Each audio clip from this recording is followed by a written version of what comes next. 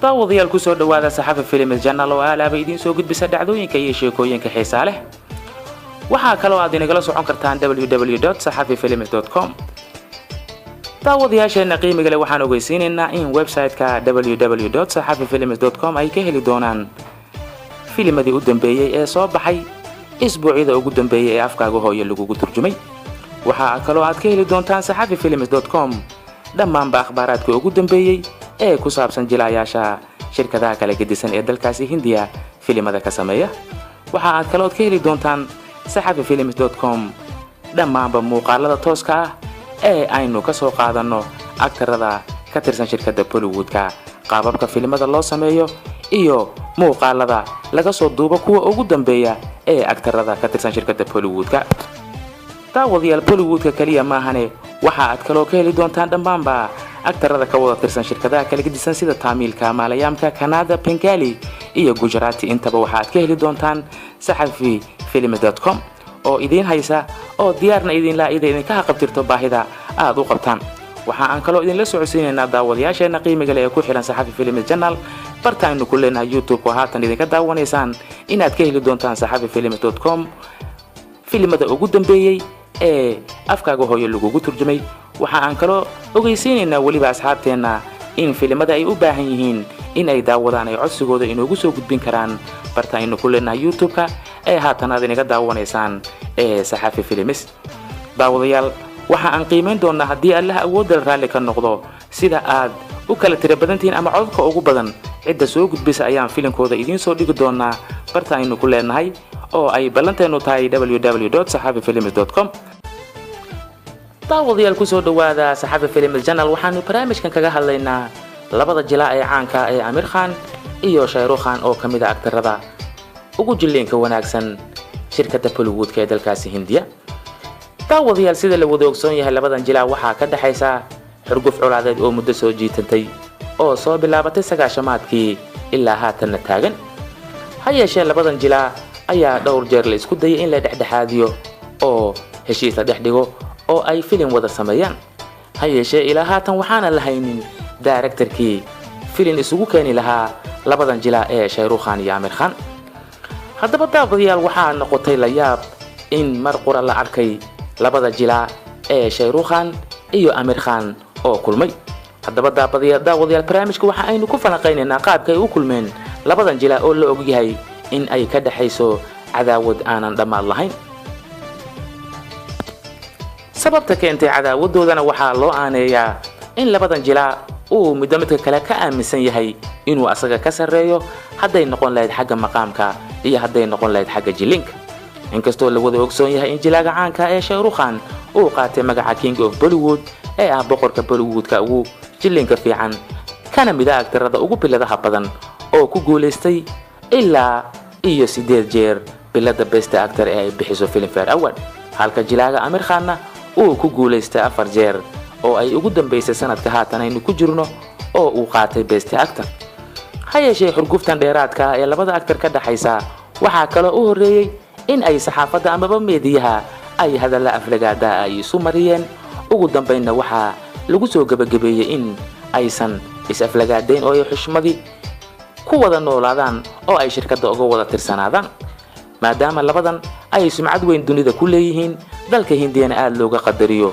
waxa uu dagaalkoodii noqday mid hoose oo waxa aalaaba dagaalkooda kiciya marka ay filimo sameeyaan labadan jilaa. haddaba daawadayaal qaabka ay labadan jilaa u kulmeen ayaynu guda galaynaaye kulankii maalintii Arbacada ahaa ka dhacay magaalada Mumbai oo ay isugu yimaadeen xidiga badan oo Bollywood-ka ka tirsan sidii jilaaga caanka ahaa ee Vinod Khanna amaba mastaana hadba saad u taqaanide ayaa ugu horeyn waxaa tacsidaasi yimid jilaaga caanka ee directorka Farhan Akhtar iyo gabadha la dhalatay ee iyaduna directorada ah ee Zoya Akhtar. waxaa labadaasi weheliyay Ratesh Zidwani ayaa goobta tacsida ay ka dhacaysay ee Nehru Center ee Worli magaalada Mumbai ayaga ayaa ugu soo horeeyay. ugu dambeynna waxaa goobta ku soo qulqulay oo si isdaba jooga u yimid jilayaal aad u badan oo ay ka wada tirsanaayeen jilaaga geeriyooday shirkadda Bollywood-ka. haddaba jilayaasha goobta yimid waxaa ka mid ahaa xidiga aad u badan oo shirkadda Bollywood-ka ay ka wada tirsanaayeen marxuumka. waxaana ka mid ahaa Arbaaz Khan iyo jilaaga caanka ee Arjun Rapal. waxaa kaloo tacsida yimid Abba Sheekh iyo xaaskiisa Aishwarya Rai Bachchan, aabihiis Big Bachchan ama Amitabh Bachchan. waxaa kaloo goobta yimid Amir Khan iyo xaaskiisa oo wada socday ee Kiran Raw. waxaa kaloo goobta yimid jilaaga caanka ee Shah Rukh Khan. haddaba goobta ay tacsidu ka dhacaysay oo ay isugu yimaadeen dad aad u tiro badan oo ay ka mid yihiin jilaayaal iyo dad caadiya oo ay qaraabo ahaayeen marxuumka geeriyooday ayaa goobta ku sugnaa. haddaba ugu dambeyn waxaa goobta ku kulmay labadan jilaa oo aysan jirin wax heshiis oo dhaba oo ka dhaxeeyay. ha ahaataa maadaama ay ahayd goobtu goob tacsiya, waxaa si ixtiraam ay ku jirto ay isu salaameen oo ay tacsida uga qayb qaateen. waana markii ugu horeysay oo la arkay labadan jilaa oo si wanaagsan u kulma oo waji ay farxadi ku dheehan tahay ay ka muuqato goobtii ay wada taagnaayeen. waxaana arrintan loo sababeeyaa iyada oo labadooduba ay ku sugnaayeen goobta oo goob tacsiya ahayd, ayaa laga yaabaa in ay cara kasta ama xanaaq kasta oo ay labadan jilaa isu qabeen inay qarsadeen. agtaradii badnaa ee goobta ku sugnaa ayaa aad ugu farxay qaabka ay labadan jilaa ugu dhaqmeen goobta tacsida ee Vinod Khanna. ha yeeshee waxa ay saxaafaddu qortay in lagaba yaabo in geerida ku timid jilaagan caanka ee Vinod Khanna ay ku heshiiyaan labadan jilaa ee muddada dheer ee 22 sano gaaraysa ay ka dhaxaysay xurgufta dagaal.